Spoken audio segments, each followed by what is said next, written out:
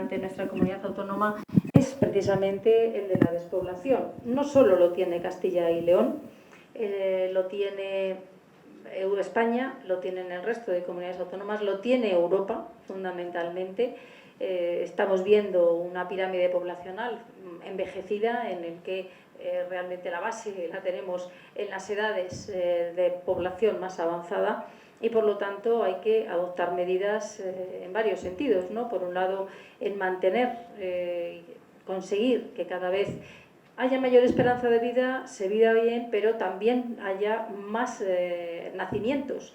No podemos mantener un sistema de protección social como el que tenemos en Europa, el que tenemos especialmente en Castilla y León, si no hay base de cotización suficiente para mantener esos servicios en el territorio. Y esa es una de las claves. Avanzar, intentar impulsar esas políticas de natalidad y también afianzar lo que deben ser los servicios en el territorio. Vemos como la mayor despoblación se está produciendo fundamentalmente en el medio rural, pero ya llevamos una temporada, 2 o 3 años, en el que no solo en el medio rural, sino también en las pequeñas capitales de provincia. Yo soy de una pequeña capital de provincia, de Palencia, donde se ve ese éxodo también hacia las grandes ciudades. Es verdad que es un tema cultural, que hemos generado un modelo de vida en el que las grandes urbes pues parece que son más atractivas, en el que se impulsa el que no solo son servicios básicos el tener colegio cerca, el tener el médico cerca o el tener las prestaciones sociales. Antes decía mi abuela, el cura, el médico y el maestro. Bueno, pues eso ya no es lo que se entiende por servicio esencial. Ahora, yo tengo 2 hijas, cuando tenemos hijos queremos que hagan, mis hijas juegan al hockey y yo vivo en un pueblo, con lo cual hacemos de taxistas. Otras ventajas tenemos, pero es así. La escuela de idiomas, el judo, bueno, pues las necesidades son otras. Se podrían suplir, en cierto modo, con las nuevas tecnologías y con Internet, pero claro, es muy complicado porque es que en los pueblos no tenemos Internet. Y esa es la primera de las claves. Si queremos seguir impulsando nuestro medio rural, si queremos seguir generando actividad económica, o bien para el negocio, o bien para el ocio, o bien para mantener esas posibilidades que ya ofrecen las tecnologías, como puede ser el recibir clases online o el tener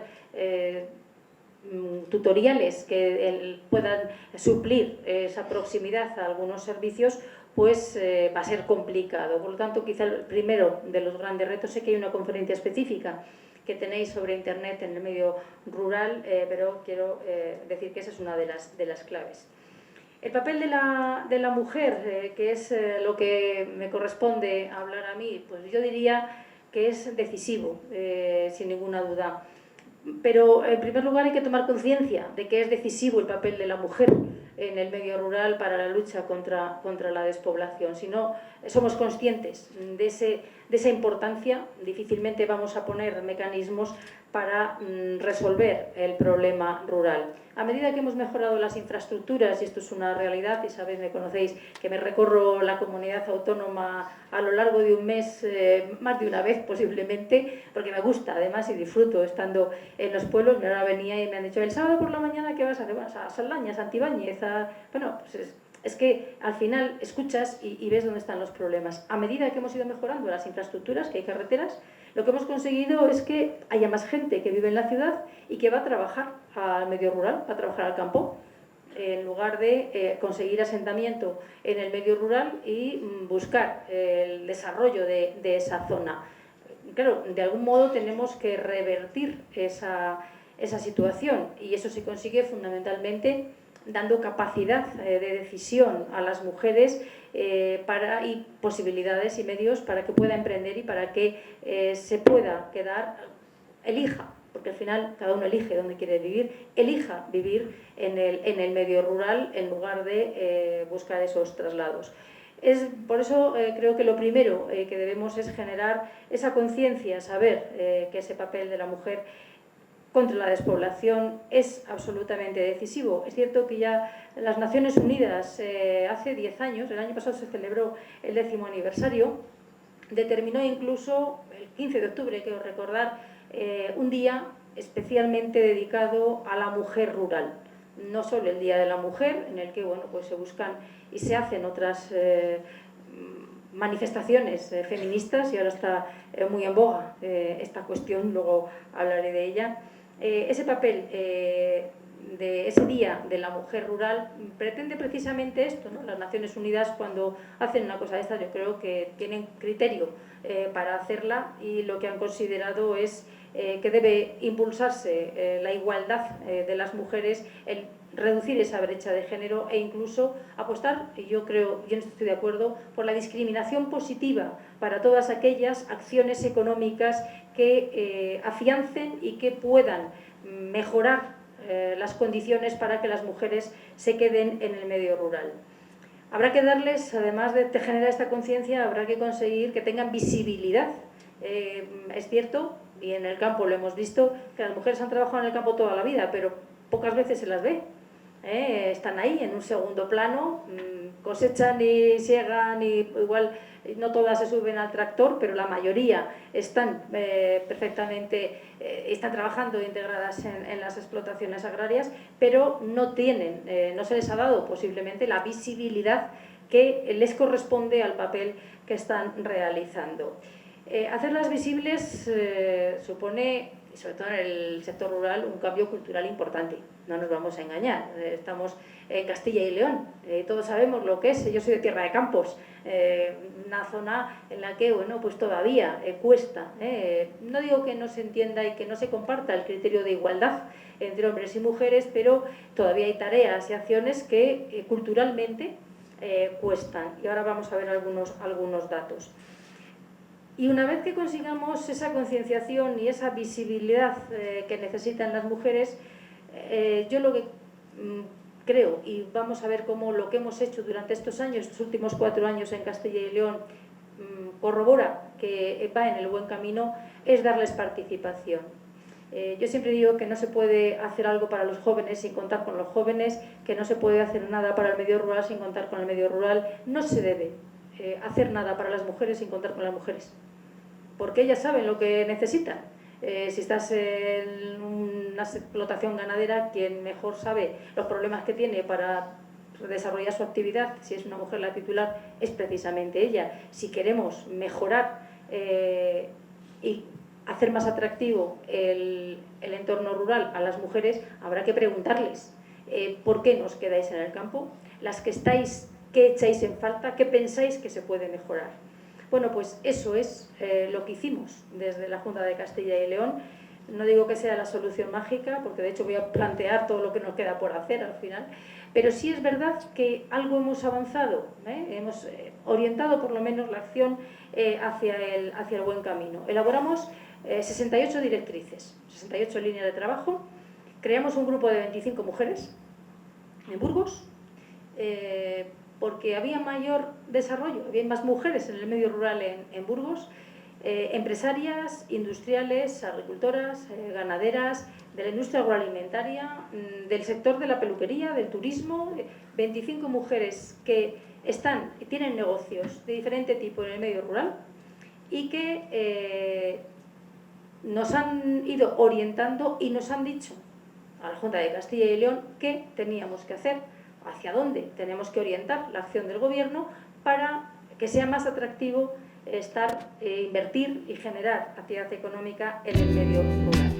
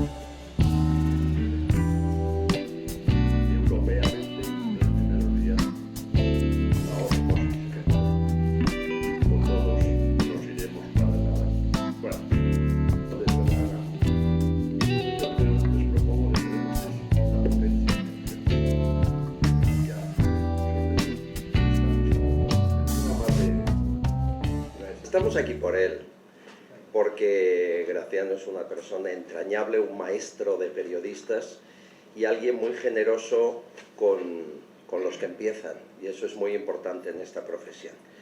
Nos propuso hablar de algo que os está pasando y no se nota, y no son titulares de prensa diarios ni abre los informativos de televisión. Y es lo que se ha venido a llamar la España vaciada. Desde que en marzo la gran manifestación convocada y capitaneada por esta tierra, por Castilla y León, llegó a Madrid, todo ha cambiado.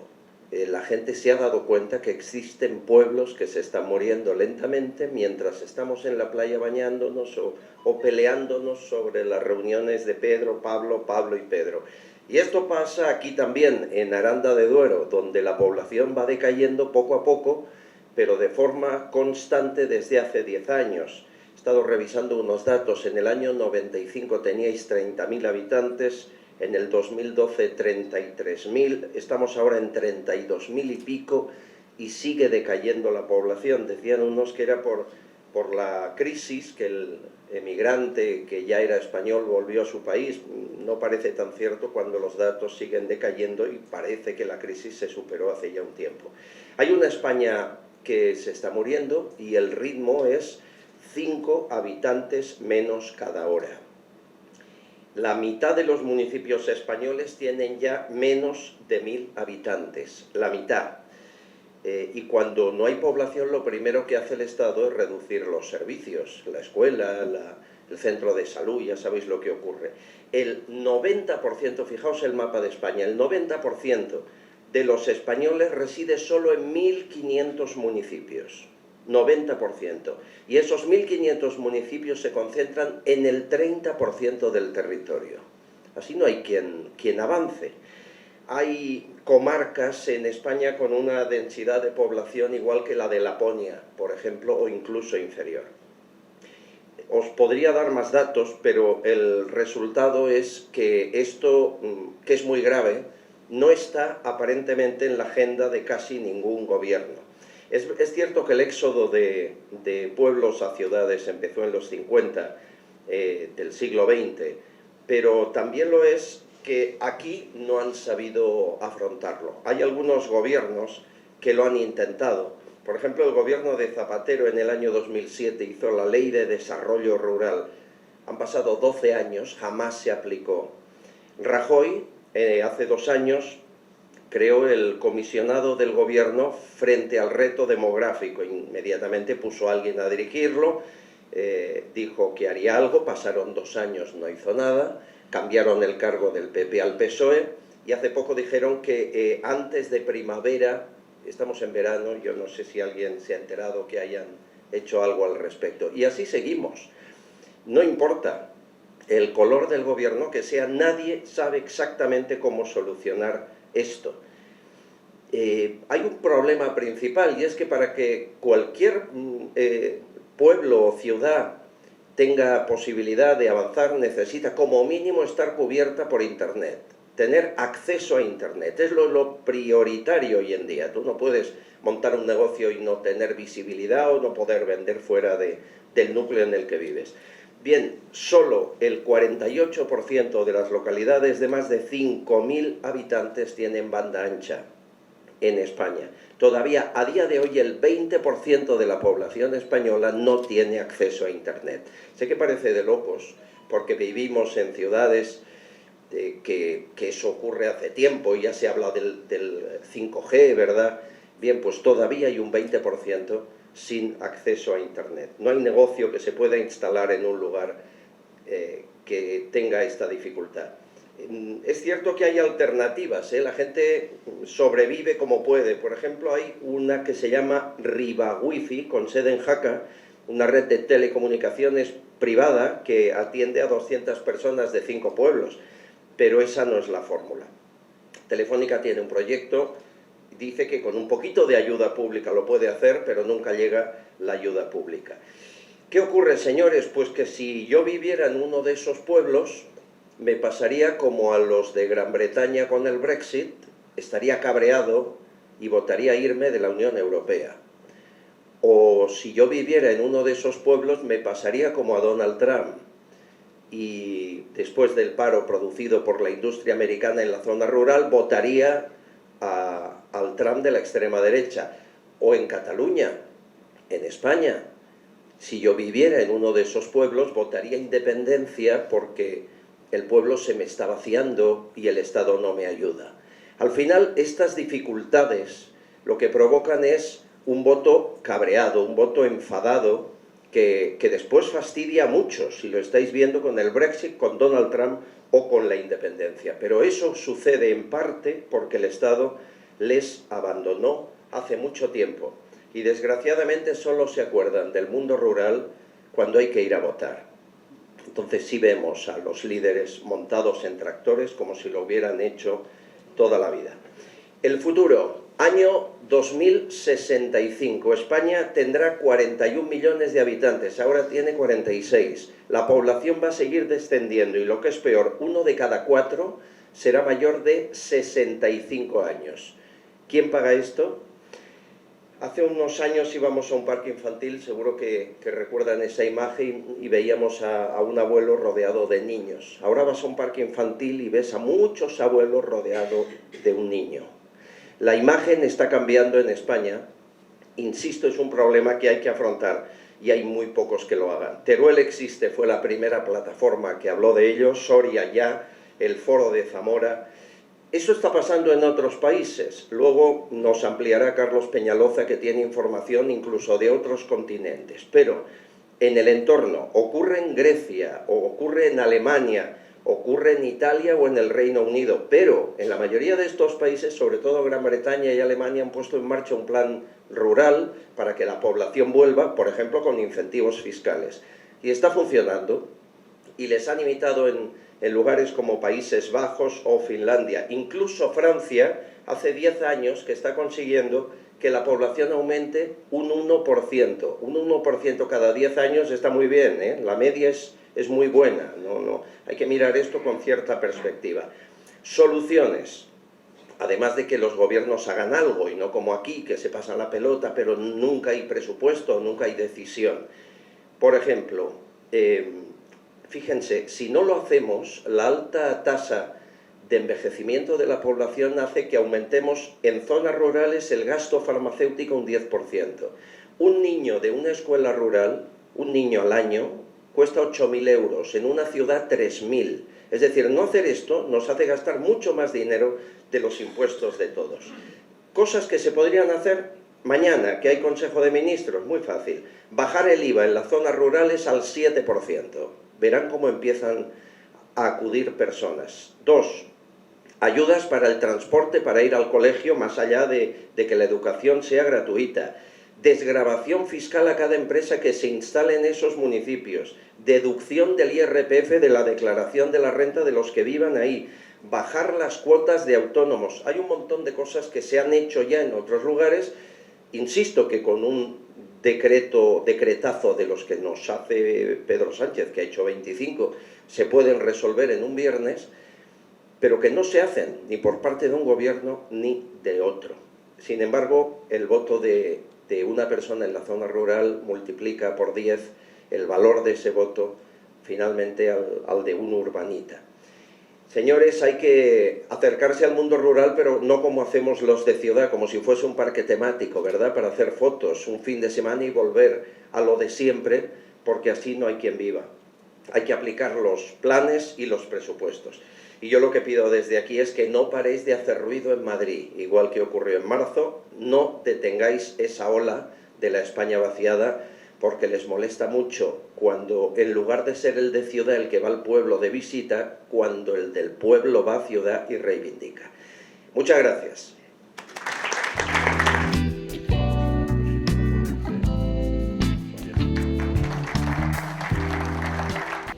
Señoras y señores, muy buenos días. Estoy muy feliz de estar en esta tierra.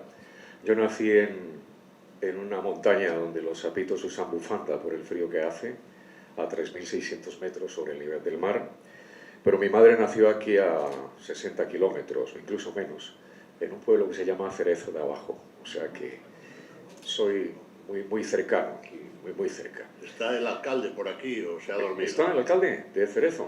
No, bueno. Graciano Palomo significa para mí, fundamentalmente, aparte de la amistad, la medicina de la vida. Por una razón, porque dicen que los amigos son la medicina de la vida y que vivir sin amigos es no vivir. Y eso eres tú para mí. Muchísimas gracias, Graciano. Contigo hemos aprendido muchísimo en las etapas en las que has estado vinculado con los programas que hacíamos en Radio España, cuando tú dirigías la escuela, y luego ahora en la nueva cadena intercontinental que pertenecía al Grupo Intereconomía. Muchas gracias, Graciano, por invitarme nuevamente a uno de tus cursos. Albert ha hecho una exposición estupenda. Una exposición es presentar algo para hacerlo comprender. Él ha presentado el problema, ha dado los datos, ha dado las cifras y, siguiendo los consejos de Graciano, pues lo ha hecho de manera extraordinariamente bien para entenderlo y luego nosotros adentrarnos fundamentalmente con el coloquio. Él ha radiografiado perfectamente el problema de España. Yo me voy a dimensionar al problema universal y así enriquecemos un poquito más, lo decimos con toda la modestia, para que ustedes luego puedan debatir con nosotros. Bueno, el mundo tiene 7.300 millones de habitantes. ¿Saben ustedes dónde está el 80% de la población de esos 7.000 y pico de millones de habitantes? Está en el oriente, es decir, de Arabia Saudita para allá. Está en China, en la India, en Indonesia, que tiene 250 millones de habitantes, Pakistán tiene 180 millones de habitantes, Japón supera los 140 millones de habitantes, en fin, el 80% de la población está en esas latitudes y el otro 20% está en Occidente. ¿Qué está cambiando por allí? Pues está cambiando que desde el siglo I hasta 1800 y pico, hasta el principio de la Revolución Industrial, Oriente, la India y China fundamentalmente, eran las que controlaban la economía del mundo. Con esto quiero poco a poco adentrarme en el problema rural. Después de la Revolución Industrial, ¿quién ha hecho el trabajo? Pues lo ha hecho Occidente, lo ha hecho pues, el Imperio Británico, que estaba por allí, pero desde la central ha ordenado lo que pasaba económicamente en el mundo conjuntamente con los Estados Unidos hasta llegar al momento actual. ¿Pero qué ha ido transversalizando todo esto? Pues las famosas revoluciones. Y una de las revoluciones en las que estamos inmersos en este momento es la tecnológica, pasando ahora a la denominada revolución de la conectividad. La conectividad es precisamente lo que enlaza en este momento al mundo y lo que decía Albert anteriormente, es la que no ha llegado a las zonas rurales, impidiendo que éstas puedan desarrollarse de una manera más fructífera, con políticas acertadas, como manifestabas anteriormente, sobre todo en el campo de la fiscalidad y del estímulo a los jóvenes, porque estamos hablando, cuando hablamos de que la generación millennial prácticamente se ha apagado y está la generación C, la conectada, lo que deben pensar los gobiernos es en el futuro, un futuro que en este momento está totalmente borrado de las mentes y de las negociaciones de los políticos, tal y como lo hemos podido apreciar últimamente. Pero voy con datos, voy a leer algo relacionado con las megaciudades, porque lo que ha avanzado, lo que se ha desarrollado mucho en contraposición con lo que pasa en el campo son las megaciudades. ¿Por qué? Porque la gente se ha ido del campo. Ese es el éxodo. Voy a leerles a ustedes, para ser más dinámico y más rápido, lo que significa el poder de las megaciudades para que entendamos por qué el campo está como está.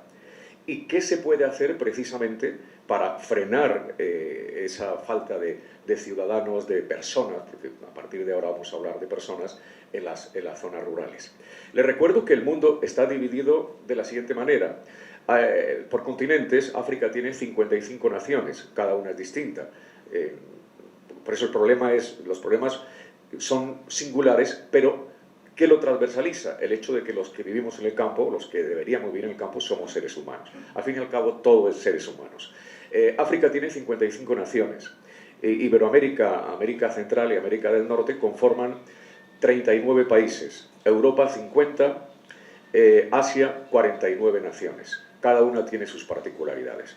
Así que yo voy a leerles el tema de las megaciudades. Voy a leer un artículo mío que escribí sobre la soberanía de las megaciudades, donde digo que en la actualidad más de la mitad de los seres humanos vivimos en ciudades y los pronósticos apuntan a que el año 2050 En ese año, 7 de cada 10 personas tendrán su hogar en una gran urbe. Ni las distancias ni las nacionalidades serán un impedimento para que muy pronto se generen poderosas alianzas urbanas internacionales. Esto es muy interesante. Se implementarán puestos de trabajo inexistentes en la actualidad. Los jóvenes crearán sus propias micro-multinacionales. Y por si fuera poco, aumentará la soberanía urbana, la de las megaciudades, para frenar la corrupción. A continuación, les voy a dar 5 consideraciones, la voy a hacer en 5 minutos, sobre lo que acabo de plantear. La generación C es la llamada generación conectada, lo que acabo de decirles, que incluye a los que nacieron en un mundo digital y ocupan gran parte de su tiempo online. Se trata de los sucesores de los millennials. La generación C trabajará en línea, algo que impactará en el funcionamiento y el diseño de las ciudades. Algunos de los trabajos del futuro aún no se han creado, otros se están extendiendo poco a poco en Internet, como los entrenadores personales digitales o los acompañantes digitales, que son personas reales que cobran por jugar contigo un videojuego o por otros servicios en la red. Este tipo de libertad, hacer el trabajo online, permite que la generación C asuma la movilidad física de forma más personal. En vez de trasladarse a un puesto de trabajo, irán a vivir en comunidades donde se sientan identificados con el resto de las personas. Poco a poco, en algunos países, se estimula que esta generación vaya al campo precisamente a trabajar a través de las redes digitales. Esta última puede ser la mayor promesa de la digitalización en el largo plazo. Luego, existe la economía local, que será muy importante y que habría que estimular precisamente en el campo. Me explico. La digitalización les dará más poder a las ciudades. Estas se han vuelto cada vez más independientes de los poderes centrales. Generan una mayor riqueza e innovación que los recursos que consumen. Se han transformado en una especie de laboratorios para la búsqueda de soluciones difíciles de abordar a gran escala. Las urbes van a crecer y a crear más oportunidades para sus habitantes porque son ecosistemas que pueden ahorrar recursos en determinadas áreas que se utilizarán para evitar enfermedades, crímenes y, en definitiva, desigualdades. Las ciudades son la única solución realista para proveer de viviendas a una población que se espera llegue a los 9.700 millones de personas en 2050. Micromultinacionales son las compañías que nacerán desde su origen como empresas globales. Es un concepto tan amplio que cualquier negocio pequeño, aunque esté en el campo, que vende sus productos a miles de kilómetros de distancia a través de una plataforma digital, cabe dentro de esta categoría de las micromultinacionales. En definitiva, en la medida que las plataformas digitales crezcan y las rutas de distribución internacional sigan desarrollándose, cualquier compañía, sin importar su escala, puede comenzar a conquistar el mundo solo teniendo el producto o la idea adecuada.